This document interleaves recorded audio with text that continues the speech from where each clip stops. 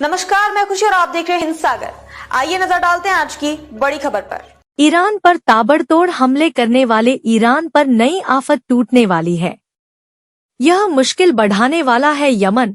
यहाँ के अंसार अल्लाह आंदोलन यानी हुतियों ने ऐलान कर दिया है कि अगर इजराइल उनके नेताओं को टारगेट करेगा तो वो खुद को सफल न समझें। अगर वो एक नेता को खत्म करेगा तो 1000 और कतार में है। रिपोर्ट में सूत्र के हवाले से कहा गया कि इजराइल ने ईरान के साथ जंग के बीच हुती पर भी हमला किया है। यह हमला एक बैठक के दौरान किया गया जिसमें हुती सैन्य प्रमुख अब्दुल करीम अल गमारी और सुप्रीम पॉलिटिकल काउंसिल के अध्यक्ष मेहदी अल मशाद भी बैठक में मौजूद थे। दावा है कि इन दोनों को निशाना बनाने के लिए ही ये हमला किया गया था। हम शहादत के लिए तैयार, हमें इजराइल से कोई खतरा नहीं। हुती के एक सूत्र के हवाले से न्यूज़वीक में लिखा है कि हुती लड़ाके शहादत के लिए तैयार हैं, वह इजराइल के खिलाफ मिसाइल और ड्रोन हमले करेंगे। रिपोर्ट में ये भी जिक्र है कि हुती लड़ाकों को इजराइल से कोई डर नहीं है। वह कहते हैं कि हर नेता की शहादत के बाद 1000 नए नेता खड़े होते हैं। इजराइल का सिर दर्द बने हैं। हुती लगातार इजराइल का सिर दर्द बने हैं। 2023 से लेकर अब तक हुती इजराइल पर दर्जनों मिसाइल और ड्रोन दाग चुके हैं। खास तौर से फिलिस्तीन मामले के दौरान हुती लगातार इजराइल पर हमले करते रहा है। इसके बाद से ही हुती और इजराइल में मामला बिगड़ता चला गया। अब ये पूरे मिडिल ईस्ट में दिखाई दे रहा है। राइजिंग लॉयन से बड़ी पेचीदगी हुती और इजराइल संघर्ष ने हाल ही में नाटकीय मोड़ तब लिया जब इजराइल ने राइजिंग लॉयन अभियान के तहत ईरान पर हमले किए थे। इस ऑपरेशन में ईरान के परमाणु कार्यक्रम को निशाना बनाया गया था।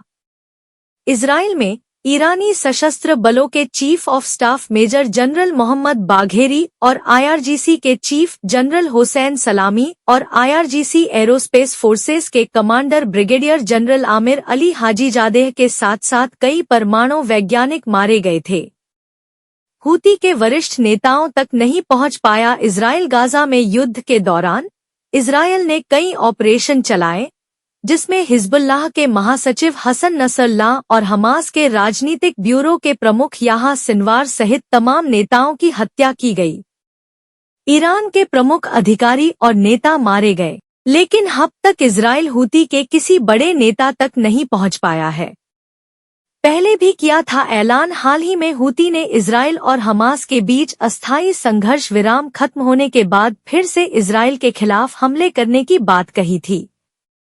न्यूज़वीक की रिपोर्ट में हुती लड़ाके के हवाले से लिखा है कि हम अत्यंत सावधानी के साथ आगे बढ़ रहे हैं। वर्तमान में हुतियों को लीड करने का काम अब्दुल मालक अल हुती कर रहे हैं। यह एक ज़ैदी शिया मुस्लिम धर्मगुरु है जो 2004 में प्रमुख तब बने थे जब यमनी सुरक्षा बलों के साथ लड़ाई में उनके भाई की मौत हो गई थी। 80% आबादी पर राज। यमन की 80% आबादी पर हुती का राज है। 2022 तक ये यहाँ की सरकार के साथ लगातार संघर्ष भी करते रहे हैं, लेकिन संयुक्त राष्ट्र के साथ समझौता होने के बाद ये संघर्ष तकरीबन खत्म हो चुका है। माना जाता है कि हुतियों को ईरान का सीधा समर्थन प्राप्त है, हालांकि हुती इससे इनकार करते रहे हैं। ये गुरिल्ला वॉर में महारत रखते हैं। खासकर गाजा हमले के दौरान हुतियों ने इजराइल और अमेरिकी युद्धपोतों पर सैकड़ों हमले किए थे। में अब तक के लिए बस इतना ही। फिर होगी आपसे मुलाकात ऐसी एक और बड़ी खबर के साथ। तब तक के लिए नमस्कार और देखते रहिए हिंद सागर। ऐसे ही लेटेस्ट अपडेट्स के लिए हमारे चैनल को सब्सक्राइब करें और तुरंत नोटिफिकेशन पाने के लिए बेल आइकन प्रेस करना ना भूलें। और यदि आप हमें फेसबुक के माध्यम से देख रहे हैं तो हमारे चैनल को फॉलो जरूर करें।